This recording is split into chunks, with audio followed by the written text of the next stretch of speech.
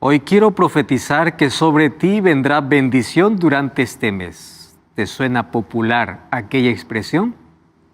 ¿Cuántas personas se levantan diciendo, yo te profetizo, Dios me mostró, yo sé que te va a suceder o vas a recibir algo? Sí, es muy popular. Aparecen cada vez nuevas predicciones, trayendo confusión a miles de personas. ¿Cómo reconocer un profeta verdadero? Ya que cientos se van a levantar en el tiempo diciendo haber recibido de parte de Dios una revelación.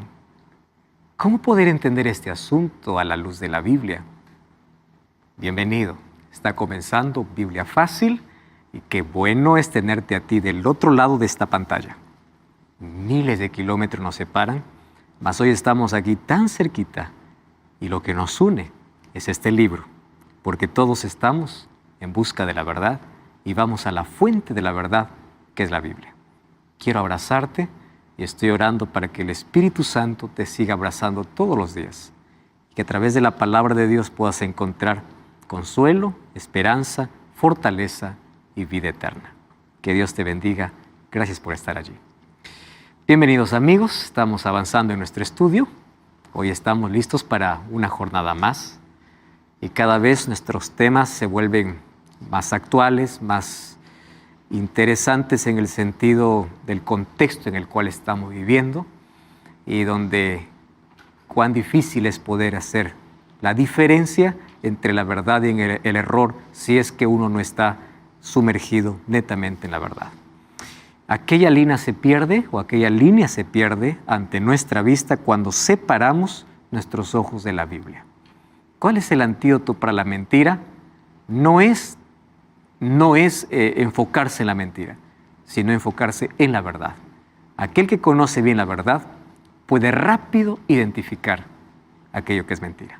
Hoy vamos a hablar sobre un tema súper importante que tiene que ver con profecía. Ya dijimos que la Biblia fue traída por los profetas. La pregunta es, ¿existen profetas modernos? Buena pregunta. Antes quiero conversar, durante los capítulos anteriores ya conversamos, me parece, con los demás, con Rebeca, con Antonio, con Catherine, Francesco y Valeria. Ya hablamos. Ahora quiero hablar con José Luis Cachi Mamani. Él es el único participante que nos falta. ¿Cómo estás, José Luis? Bien, pastor. Primeramente agradeciendo a Dios por recibir la invitación y estar en su programa. Qué bueno, José Luis. José Luis, tú representas Bolivia. Sí. ¿De qué parte de Bolivia exactamente? Yo soy de La Paz. Ah, La Paz, Bolivia. Qué lindo, porque de ahí tenemos tantas historias, tantas personas que sintonizan nuestros programas a través de la radio y también a través de la TV. ¿Tú estás aquí con la familia o viniste solo a Brasil? Yo sí, estoy con mi familia aquí. ¿Con toda tu familia? ¿Cuántos hermanos son ustedes? En sí, nosotros somos 9 hermanos, más uno que falleció. Ah, entiendo. Sí. Fueron 10 entonces. Sí. Ahora son 9. Sí. Bueno, gracias por participar de este programa, José Luis. Estamos llegando ya a la recta final, más gracias por estar aquí con nosotros. Gracias, pastor. Que Dios te bendiga. Y bueno, Dios también te bendiga a ti. No sé en qué país estás, más qué bueno es poder tenerte. Hoy vamos a hablar sobre profecía. Para hablar acerca de profetas, quiero ofrecerte un curso bíblico. Este curso bíblico es llamado En Busca de la Verdad. Y durante toda esta temporada, nosotros estuvimos estudiando diversos temas. Y aquí tú puedes profundizar a través de este estudio con los textos bíblicos sobre los temas que ya fueron tratados. Entonces, puedes solicitarlo a través del WhatsApp más 5512 9810 1460 o también puedes ingresar a nuestro sitio web estudielabiblia.com. Te recuerdo que es totalmente gratis y puedes solicitarlo ahora mismo. Muy bien, estamos listos para abrir la Biblia y antes abrimos nuestro corazón a Dios, hablando con Él a través de la oración. Querido Dios, nuestra mente está dispuesta para escuchar tu palabra. Ayúdanos para poder identificar qué es lo verdadero en medio de tanta falsedad. Que tu Santo Espíritu nos pueda conducir por el camino de tu palabra para que tu luz pueda iluminar nuestra vida. Tu Santo Espíritu sea nuestro Maestro, en el nombre de Jesús. Amén. Nuestro tema de hoy es el don profético. ¿Saben qué es curioso? Que al ser humano siempre le intriga el futuro. Si nosotros supiésemos el futuro, o si es que alguien nos dijera el futuro, no importa la fortuna que podríamos pagar, si nos dice qué es lo que exactamente va a suceder, nos interesaría. Satanás ha levantado muchos caminos para poder mostrar el futuro. El espiritismo hoy se está abriendo, o los hogares y las vidas, los corazones están abriendo de par en par para abrazar el espiritismo, porque justamente el espiritismo responde a una de las necesidades que tiene el ser humano de querer conocer. Y dentro de esto encontramos varias prácticas. La práctica más común, ¿qué cosa es? El horóscopo, la práctica más común. Y hay gente que no sale de casa a menos que no vea su signo. Hay gente que está determinado a vivir la vida de acuerdo al movimiento de las estrellas o de las constelaciones o de su signo. Como si las estrellas definieran, tú ya no tienes capacidad de decidir. Por eso es que hay gente que escucha qué color tiene que vestir, qué número tiene que hablar, a dónde tiene que ir, realizar un negocio o no. Todo va a depender de lo que el horóscopo le diga. Lo curioso es que el horóscopo, aún siendo bajo el mismo signo, va a depender de quién lo diga. Hay diferentes predicciones. Y eso me muestra lo engañoso y lo peligroso que es. ¿Puede ser que en algún momento lo que dice tu signo se realice? Sí. Y te voy a explicar por qué. Porque una de las maneras como Satanás puede capturar tu mente y tu atención y puede esclavizarte en algo es haciendo milagros. Existen cosas inexplicables en la vida, donde en base a tu creencia hay cosas que pueden ocurrir. Hablemos de supersticiones, por ejemplo. La gente que cree que cuando se le cruza un gato negro, el día le va mal, le va mal. La gente que tiene miedo al domingo 7 o al viernes 13, pues produce cosas. Y no porque Dios lo permite. Satanás, que también puede crear ciertas circunstancias para afianzar tu fe en el gato y no en Dios, va a hacer que suceda. Para afianzar tu fe en tu signo y no en Dios, va a hacer que suceda. El problema es que Satanás quiere desviar tu fe de Dios para que creas en objetos, en estrellas, en la creación, menos en el Creador. Pero también se han levantado profetas. Y dentro del mundo religioso hay tantos que se levantan prediciendo ciertas cosas. Cuando era muchacho, yo era muy curioso. Y yo ya visité casi todas las denominaciones cristianas.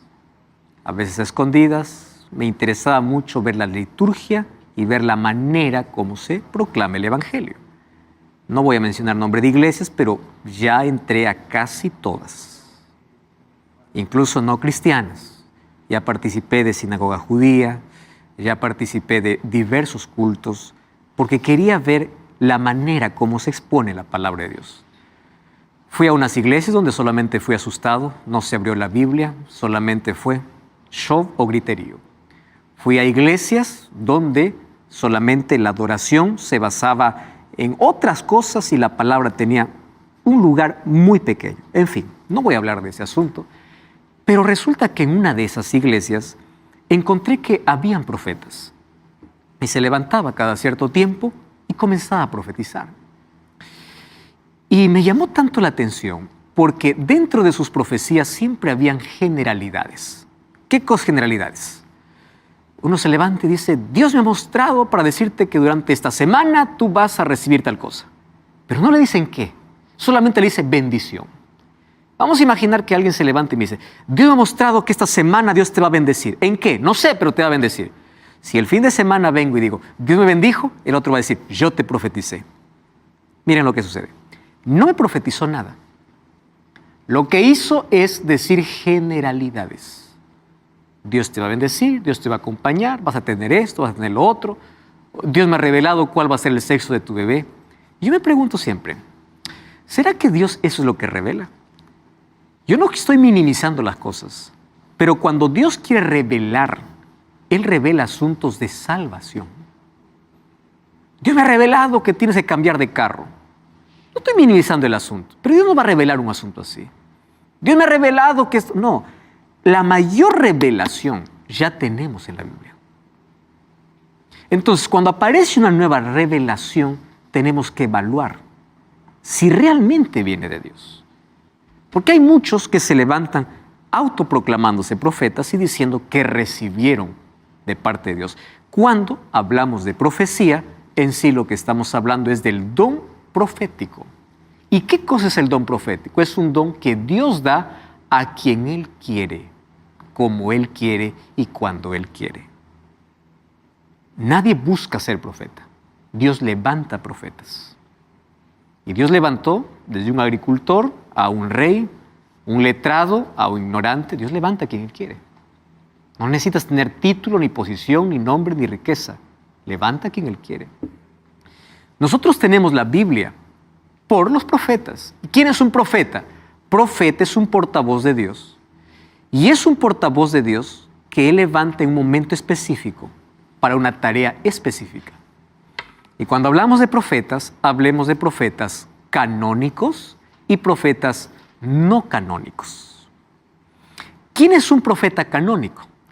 Aquel que aquello que escribió se incluyó dentro del canon. Y por estar dentro del canon, está en la Biblia. Pero existieron otros profetas verdaderos no canónicos. Ustedes saben que la Biblia habla que el primer profeta de la Biblia se llamó Enoc, pero no tenemos ningún libro de Enoc. El libro de Josué habla del profeta Jazer, pero no tenemos un libro de Jazer. La Biblia habla del profeta Natán, aquel que fue a David, pero no tenemos un libro de Natán. ¿Por qué Dios no permitió? Pues porque sus revelaciones justamente era para su tiempo. No era para poder traer un mensaje a futuro. Hay tantas cosas escritas en la Biblia que aparentemente decimos, ¿esto qué tiene que ver conmigo? Solamente fue para el pasado, pero es que de allí se extraen lecciones para el presente. Entonces, hay cosas que Dios no permitió, aun cuando eran profetas que levantó, no permitió que sus libros estén en el canon. Entonces hay profetas canónicos y no canónicos. Existe. Dios levantó siempre para cada situación y para cada circunstancia de la vida un profeta, que es el portavoz de Dios. Ahora, el llamado para ser profeta no era un llamado fácil. Ser profeta era aceptar el llamado más difícil de todos. Ustedes saben que un día Dios le pidió a Jeremías que camine con un yugo sobre el cuello. Y cuando la gente le pregunte, ¿por qué caminas con un yugo? Le dirás, así subyugaré. O sea, imagínate, un profeta estaba expuesto a hacer el ridículo de la gente, a que la gente se burlase, a que la gente lo ignorara, a que la gente lo confrontara, a que la gente lo rechazara. No era un llamado fácil. Un día le dice al profeta Isaías, quiero que camines descalzo por 3 años. ¿Qué es eso? Era profeta. Los profetas eran personas simples, sencillas, pero también ellos eran humanos, no eran diferentes. Tenemos profetas miedosos, tenemos profetas débiles, tenemos un profeta que se deprimió, Elías. Comenzó a huir por la sentencia de una mujer llamada Jezabel y él dice que quería morir, se sentó debajo de un árbol y dijo, Señor, quítame la vida. Y Dios comenzó a trabajar con él, ahí en su soledad, en su desierto, y lo restauró. Hubo un profeta desobediente, Jonás. Dios le dice, anda para Nínive, él va, pero para Tarsis. O sea, los profetas eran seres humanos, con sus debilidades, pero Dios los levantaba. Y a través de los profetas Dios tenía un mensaje especial. Pero ser llamado profeta no era una tarea difícil. Y cuando hablamos de profetas, hablamos que habían tanto profetas varones como profetisas. Habían también mujeres. Hoy vamos a ver esto. Ahora, ¿para qué Dios levantaba un profeta? El propósito era para orientar, instruir, fortalecer, animar y consolar. Esa era la razón por la cual Dios levantaba profetas. Orientar, instruir, fortalecer, animar y consolar. En la Biblia encontramos profetisas en el Antiguo Testamento. Vamos al libro de Jueces. Miren lo que dice el libro de Jueces, capítulo 4. Allí vamos a encontrar en el versículo 4 una profetisa en el Antiguo Testamento. Jueces, capítulo 4, versículo 4. Gobernaba en aquel tiempo a Israel una mujer llamada Débora, que era profetisa. No tenemos ningún libro de Débora, pero ella era profetisa en ese tiempo. Hubo otra mujer llamada Hulda, Segunda de Reyes, capítulo 22, versículo 14.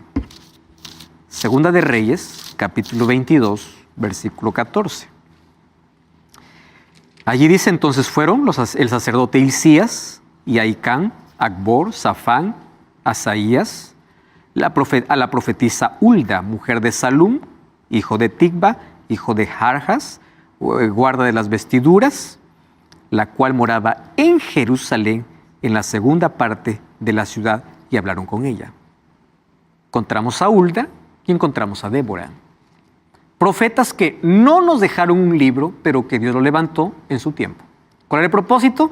Orientar, guiar, consolar, fortalecer. Ese era el propósito de los profetas, por el cual Dios levantaba profetas. Muy bien, pero ¿qué cosa es lo que Jesús dijo acerca de los profetas? Mateo capítulo 7, versículo 15, Jesús da una advertencia y dice así: guardaos de los falsos profetas, porque vienen a vosotros con vestidos de ovejas, pero por dentro son lobos rapaces. Interesante, ¿no? Ahora fíjense, para que exista falso, primero tiene que haber ¿qué cosa? El verdadero. No existe falso si no hay verdadero. Entonces Jesús dice, cuando dice guardaos de los falsos profetas, significa que sí hay verdaderos profetas. No existe el falso sin verdadero. El verdadero tiene que existir primero, después aparece el falso. Guardaos de los falsos profetas. Esa es la advertencia de Jesús. ¿Y qué dice el profeta Joel sobre los días finales de la historia? Joel capítulo 2, versículo 28 hasta el versículo 31 dice así: y después de esto derramaré mi espíritu sobre toda carne, profetizarán vuestros hijos y vuestras hijas, vuestros ancianos soñarán sueños, vuestros jóvenes verán visiones. Y también sobre los siervos y sobre las siervas derramaré mi espíritu en aquellos días. Y presten atención, porque este es el asunto por el cual nosotros creemos que aún Dios levanta profetas en el tiempo del fin. Allí dice que el sol se convertirá en tinieblas, la luna en sangre, antes que venga el día grande espantoso de Jehová. Presten atención acá. El espíritu, el don profético vendrá sobre vuestros hijos y vuestras hijas, sobre los jóvenes. Habrá gente que tendrá visiones antes que venga el grande día. Pero antes que venga el grande día, el sol se convertirá en tinieblas y la luna en sangre. Estas señales nos indican el tiempo del fin. ¿Cuál es la evidencia que me da ese texto? Que en el tiempo del fin, cuando aparezcan señales astronómicas, aparecería un profeta moderno. Dios levantaría profetas o personas con el don profético. ¿Y cuándo se cumplió eso? Nosotros tenemos que aprender a hacer la diferencia de señales de fenómenos naturales. ¿Correcto? A mí me preocupa mucho porque incluso dentro del mundo cristiano existe tanta falsa alarma sobre ciertos asuntos. Por ejemplo, hay un eclipse, que allí los astrónomos dicen, ¿no? Va a haber un eclipse. Ahí aparece el cristiano diciendo, el sol se convertirá en tiniebla, la luna en sangre. De eso no se trata.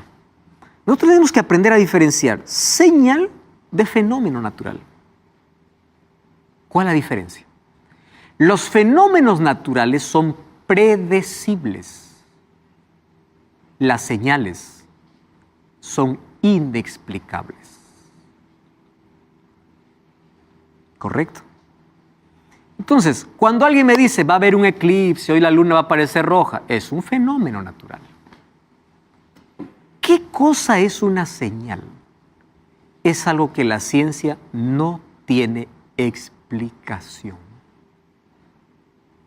¿Y ustedes saben que esas señales ya fueron cumplidas? Porque no solamente el profeta Joel lo habla, Jesús lo habló en Mateo capítulo 24. El sol se oscurecerá, la luna no dará su resplandor, estrellas caerán del cielo. En Apocalipsis capítulo 6, en la aparición del sexto sello, allí dice que nuevamente las estrellas caerán, el sol se oscurecerá, la luna no dará su resplandor. Entonces la preocupación es, a cada fenómeno natural la gente está buscando textos bíblicos. Eso no debe ser así. ¿Por qué razón? Estas señales ya se cumplieron. Número 2. ¿Puede haber alguna de esas señales que se repita? Puede. Pero cuando aparezca será inesperada, sin explicación. Les voy a contar rapidito cuándo ocurrieron estas cosas. Cuando nosotros vamos a los libros de historia, vamos a encontrar que la ciencia no puede explicar un día de la historia. Lo que ocurrió el 19 de mayo del año de 1780. Ustedes pueden buscar en Google. ¿Qué ocurrió el 19 de mayo de 1970? En ese día hubo tinieblas sobre la tierra inexplicables. 1780. Inexplicables. ¿Saben qué sucedió? Era un día normal, común. El sol salió temprano y allí los que narran la historia dicen las gallinas bajaron de sus gallineros, el campesino fue al trabajo, pero eso de las 9, 10 de la mañana vino un viento helado y pareciera que en el cielo se cubrió como un manto que cada vez se iba oscureciendo. No era un eclipse, era un manto negro. A las 10 de la mañana todos tuvieron que dejar sus actividades y volver. Los animales estaban enloquecidos.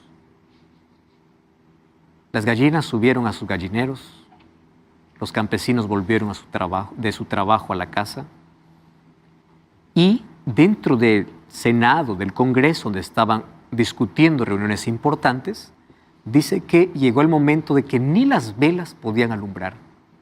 Y si tú colocabas una hoja a 3 centímetros de tu vista, no lo podías ver.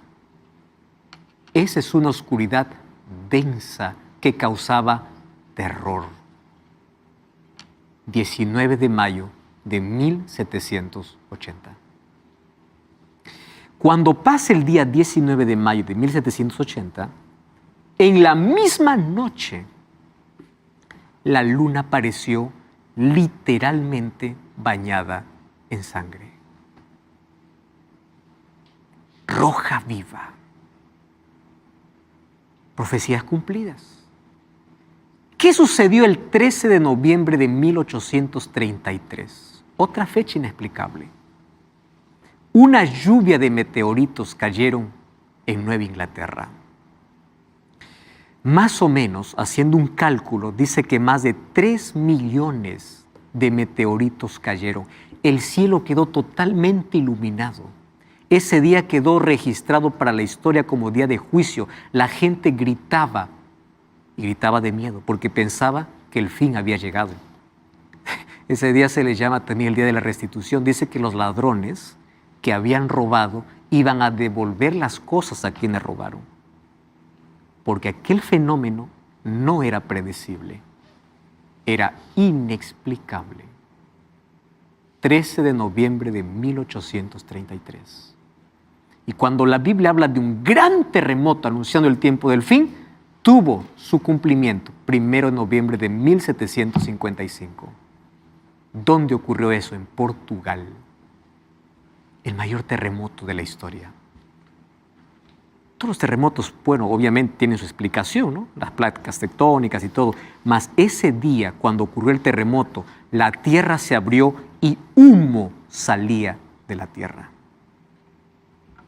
Entonces, tenemos que aprender a diferenciar las señales de los fenómenos naturales. ¿Qué cosa dice el profeta Joel? El profeta Joel dice así: antes que venga ese día, o sea, anunciando el tiempo del fin, marcando el tiempo del fin. Nosotros estamos viviendo en el tiempo del fin. Según la profecía de los 7 sellos, de las 7 trompetas, según el libro de Apocalipsis, de las 7 iglesias, nosotros estamos en el periodo final. Pero ¿qué cosa marcó el tiempo del fin? El tiempo del fin marcó el fin de la era de oscuridad de 1260 años de persecución, que fue la Edad Media. A partir de allí comienza el tiempo que se llama el tiempo del fin, con señales astronómicas.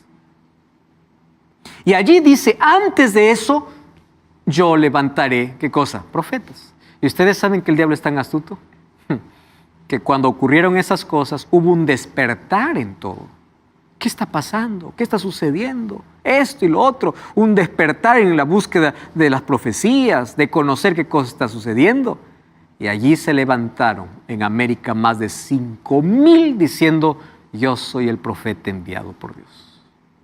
Ahora imagínate entre 5,000 reconocer a alguien que sí era profeta. Tremendo. Porque Satanás siempre falsifica. Satanás no es original, siempre falsifica. Todo lo verdadero, él lo convierte en falso para poder confundir. Entonces, eso es lo que dice la Biblia. Ahora, un asunto interesante. Ustedes recuerdan que en el capítulo anterior hablamos de las 2 características de la iglesia verdadera. ¿Y cuáles son las 2 características? Si ustedes van a Apocalipsis 12:17, vamos a leer nuevamente el texto.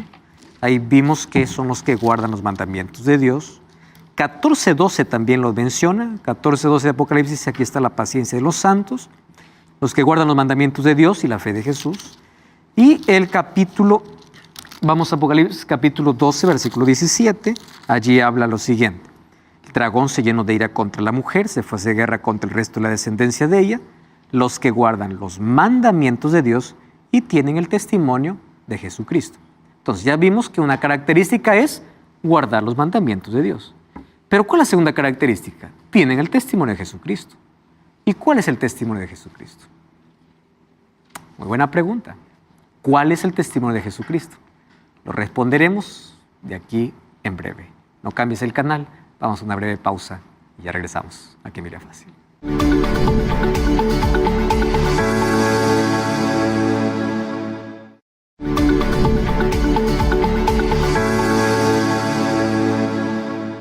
Estamos hablando acerca del don profético. 2 características que tendría el pueblo de Dios. Guarda los mandamientos de Dios y el testimonio de Jesús. ¿Cuál es el testimonio de Jesús?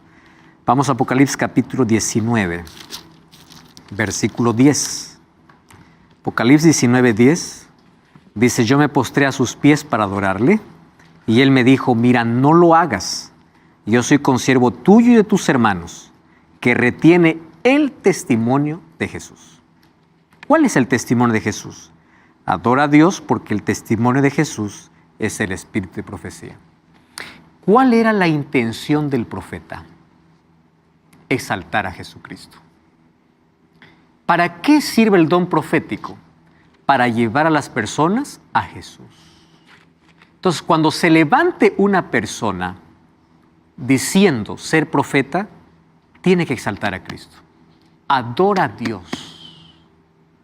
Pero aquí me da una segunda característica, que el don profético existiría. Y el libro de Joel dice, antes que llegue ese tiempo del fin, cuando la luna se haga sangre, cuando el sol se oscurezca, habrá profeta. Y nosotros creemos y consideramos, pero no así nada más, sino por las evidencias, de que Dios sí levantó un profeta, y ese profeta, dentro de, entre tantos que se autoproclamaban, se llamaba Helen Gold Harmon. Un nombre que no es conocido porque nadie le conoce como Gold Harmon. Su nombre es más conocida como White.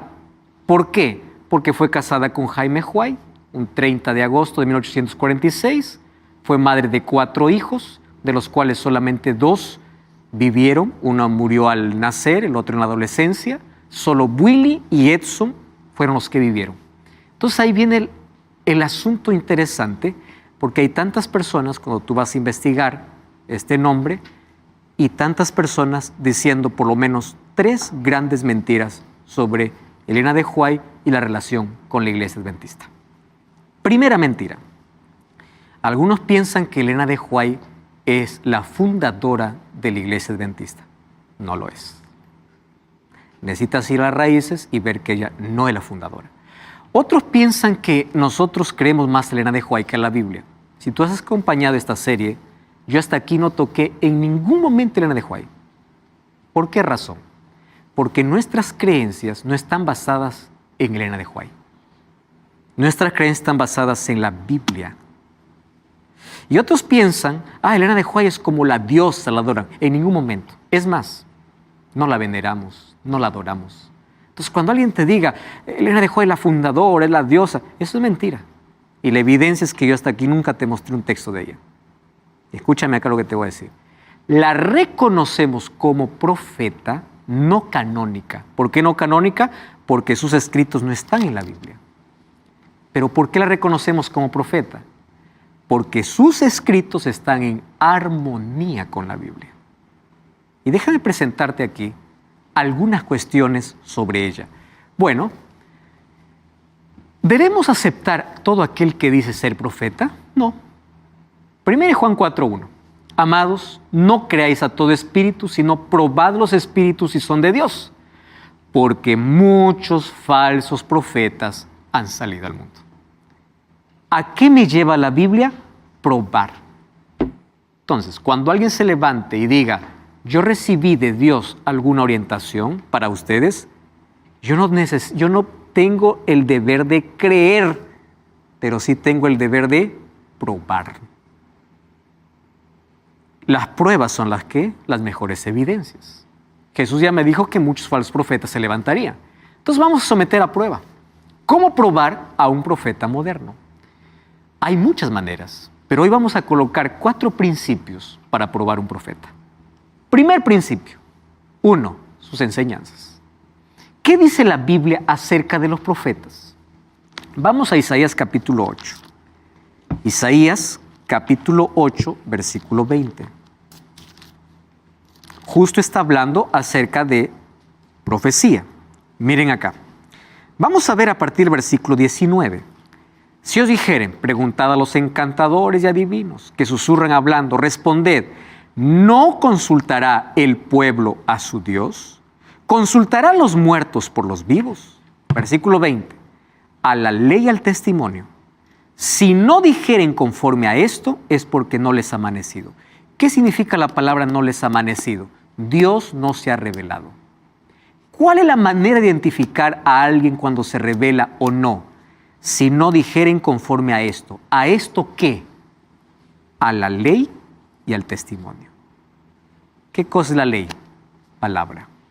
¿Qué es el testimonio? Lo que los otros profetas ya mencionaban. Entonces, cuando alguien se levanta diciendo así, yo tengo nueva luz. A ver, quiero escuchar tu nueva luz. Dios me ha mostrado que mi abuelo desde el cielo me está bendiciendo. Y eres mentiroso, porque la Biblia dice que cuando uno muere no va al cielo, va a la sepultura. Fácil. Si es que alguien se levanta simplemente contradiciendo una sola verdad de la Biblia, a la ley y al testimonio, no le ha amanecido. Rebeca. Los profetas únicamente se supone que veían el futuro, o sea, cosas que iban a pasar en el futuro o también cosas que ya habían pasado. No, las cosas que habían pasado por la historia cualquiera lo puede descifrar. La mayor parte de profetas venía con un mensaje urgente de Dios para el momento y para el futuro, mostrando el futuro. Ok, yo no conozco mucho de Elena de White, pero me parece que en algunos libros ella menciona cosas referentes a situaciones que ya habían pasado. Entonces, ¿por qué, digamos? Claro, vivencia, experiencia, cosas que ella vivió y cosas que Dios le mostró. Gran parte de sus libros obviamente muestra revelaciones. Cuando se habla acerca de, cuando ella habla sobre asuntos de la creación, asuntos de lo que ya quedaron en el pasado y no está revelado en la Biblia, ella no está colocando una nueva luz. Ella apenas está colocando el texto bíblico como base y brindando detalles por revelación de Dios. ¿Correcto? Entonces, fíjense, cuando un profeta se levanta, tiene que enseñar en armonía con toda la Biblia. Deuteronomio capítulo 13, versículo 1 al 4, habla y dice, si algún profeta habla sobre el futuro y no se cumple, es mentiroso. O sea, un profeta tiene que hablar la verdad y la verdad conforme a la Biblia. Se levantaron muchos profetas hablando sobre el alma, hablando sobre que el domingo es el día del Señor, cuando no está en la Biblia, hablando sobre poligamia, tantos otros profetas. Fácil uno puede descartar por el primero. Vamos a someter la prueba. Ella escribió cerca de 25 millones de palabras escritas en más de 100,000 páginas manuscritas, todas en armonía con la Biblia. Solo que esto yo no debo decirlo, esto tienen que leerlo. El desafío es buscar para ver si realmente contradice o realmente armoniza. Y ese es el desafío, ¿verdad? Miren, 100,000 páginas escritas y ella apenas tuvo 3er grado de primaria. Y ella habló de ciencia, de salud, de astronomía, de teología, con 3er grado de primaria. Eso fue suficiente. Número 2, su vida. ¿Qué dice Mateo 7, 15 al 20? O 7, 15 y 20. Por sus frutos los conoceréis. Y Jesús está hablando en el mismo contexto de profetas. Ustedes leen Mateo capítulo 7, versículo 15 y el versículo 20. Obviamente Jesús está hablando en el contexto de profetas. Allí dice, guardaos de los falsos profetas que vienen a vosotros con vestidos de ovejas, pero por dentro son lobos rapaces. ¿Qué dice el versículo 20? Por sus frutos los conoceréis. ¿Cuál es la evidencia de un profeta verdadero? Su vida. Si su vida está en armonía con lo que dice la Biblia, su vida muestra obediencia a la palabra de Dios, a la ley de Dios, hay coherencia, por sus frutos los conoceréis. En primer lugar, lo que dice no es una nueva luz que contradice a la palabra de Dios. Un profeta siempre se levanta para llevar al pueblo a la palabra de Dios, para exaltar a Jesucristo, no para exaltarse él, no para mostrar cosas que contradicen la Biblia. Número 2, su vida es un ejemplo. ¿Y qué cosa puede pasar aquí en la evaluación? Ella trabajó por 70 años sobre la observación de los más duros críticos, porque cuando ella se levantó obviamente nadie lo creía, lleno de sospechas y abiertamente hostiles. Su vida siempre estuvo por encima de cualquier sospecha. Ella fue un ser humano, igual que los otros profetas, débil, frágil, con problemas, mas ella recibía las revelaciones de Dios. Ahora, ¿qué tipo de revelaciones? Ustedes saben que cuando ella quedaba en visión, un médico que no creía obviamente en que ella era profetisa, fue para evaluarla, porque cuando ella quedaba en visión, cuentan los que estaban cercanos a ella podía sostener en su mano una Biblia de 4 kilos o de 10 kilos, 4 kilos, contemplando al cielo con los ojos abiertos sin que la mano pueda caer por 2 horas. Y los ojos no parpadeaban. Un fenómeno totalmente sobrenatural. Totalmente. Ahora fíjense, todo lo que ella escribió y todo lo que ella vivió estuvo bajo la observación de los más severos críticos. Y su vida refleja. Ella tuvo un orfanatorio donde tuvo más de 20 niños allí dando de comer. Sus profecías se cumplen. ¿Qué dice Jeremías 28, 8 y 9? El profeta que profetiza de paz, cuando se cumpla la palabra del profeta, será conocido como profeta. Entonces, si alguien se levanta y dice, yo profetizo esto y no se cumple, a ver, ¿quién está parecido? ¿Realmente fue Dios o no fue Dios? Se cumple. Y yo aquí les voy a mostrar algunas cosas que para nosotros hoy parecen totalmente irrelevantes. Pero en el tiempo donde ella vivió, esto eran totalmente absurdas. ¿Quieren para mostrarles algunos ejemplos? 1868, ella advirtió que personas con obesidad eran susceptibles a ataques de dolencias agudas y muerte súbita. Uno puede decir, wow, qué revelación es esta, o qué cosa está diciendo. Lo que pasa es que en el tiempo de ella, la persona mientras más gordita era, más saludable se consideraba. Para nosotros, obviamente, hoy ya vemos los problemas que trae la obesidad, pero en el tiempo de ella, esto era salud. Ella se adelantaba a ciertas cosas. En 1960, la Sociedad Americana de Cardiología recomendó la reducción o control de consumo de grasa por motivos de riesgos cardíacos, cuando en ese tiempo esto no era conocido, hablando acerca de salud. Ella habló de la importancia del ejercicio para la buena salud, principalmente la marcha o caminata, que hoy llamado Cooper, ¿no? Llamado Cooper. Y esto apenas la ciencia médica pudo descubrir o pudo recomendar en 1960, cuando ella ya hablaba desde 1872. Les voy a explicar un asunto acá. Por ejemplo, ella habla mucho acerca de lo que hoy la ciencia médica pone mucho énfasis. Hoy la ciencia habla acerca de, para tener buena salud hay que tener descanso, ejercicio. En su tiempo eso no se hablaba, porque salud era otra cosa. Hoy la ciencia habla de eso, pero ella hablaba desde hace tantos años atrás. Al hablar de educación, ella habla de la formación del carácter y de los niños, de la importancia de la presencia de los padres los 7 primeros años de edad. Lo que hoy ya la psicología y aquellos que estudian salud mental lo confirman. Cuando se habla de diferentes aspectos de la vida, ella siempre se adelantó. ¿Por qué? Si en su tiempo eso no era popular. Les voy a hacer un ejemplo muy claro. Ella habló en contra del tabaco, cuando en su tiempo el tabaco era usado como medicina. Ustedes saben que la medicina fue evolucionando. En su tiempo, el tabaco, el café y el alcohol eran usados como medicina. Y ella se levantó y dijo, Dios me ha mostrado, me ha revelado que esto es perjudicial. Para nosotros hoy puede decir, esto... No, pues es que en su tiempo se hacían las cosas contrarias. Ella habló de la importancia de la luz solar cuando los médicos en ese tiempo a los enfermos los encerraban y cerraban las ventanas para que la luz no entre. O sea, que alguien venga a decirme cosas contrarias a la ciencia médica de ese tiempo, teniendo solo 3er grado de primaria. Esto no es común. ¿Correcto? Ella habló de muchas cosas, del peligro de la carne, de los estimulantes, de cómo funciona el cuerpo, el sistema nervioso, en fin.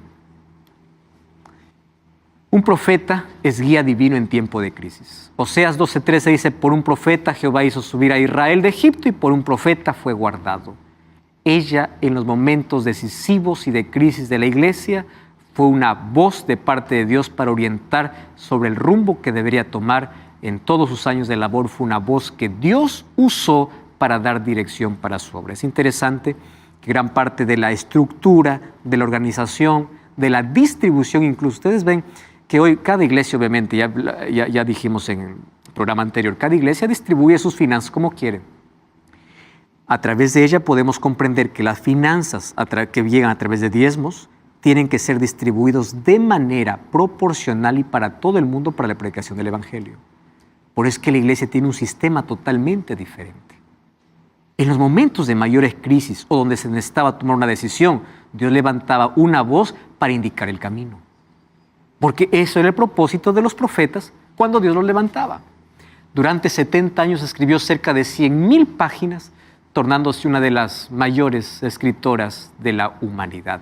Escribió sobre educación, sobre salud, sobre religión, sobre astronomía. Ella escribió sobre todo. Ahora, hay diversos libros publicados, diversas cosas que nos llevan a exaltar a Cristo y exaltar la Biblia. Y hay 2 cosas que debemos comprender sobre ella. Primero, sus escritos no sustituyen la Biblia. Por nada. Y número 2, ninguna creencia de la iglesia está basada en lo que ella dice. Porque nosotros entendemos y creemos y proclamamos, y ella incluso llevó al pueblo ¿a dónde? A la Biblia. ¿Cuál era la función del profeta? Llevarlos a Cristo, llevarlos a la palabra. Cuando el profeta se levantaba para poder llevarlos fuera de lo que Dios ya había revelado, es un peligro. Pero Dios lo levantó para llevarnos ¿a dónde? A la palabra de Dios. Por eso sus escritos no es fundamento de ninguna doctrina. No sustituye la Biblia. Miren algunos textos aquí. Nada mejor para fortalecer la inteligencia que el estudio de las Sagradas Escrituras. Ningún otro libro es tan potente para elevar los pensamientos, dar vigor a las facultades, como las grandes y ennoblecedores verdades de la Biblia. Si se estudiara la Biblia como se debe, los hombres tendrían grandeza de espíritu, nobleza de carácter y firmeza de propósito que raramente se ven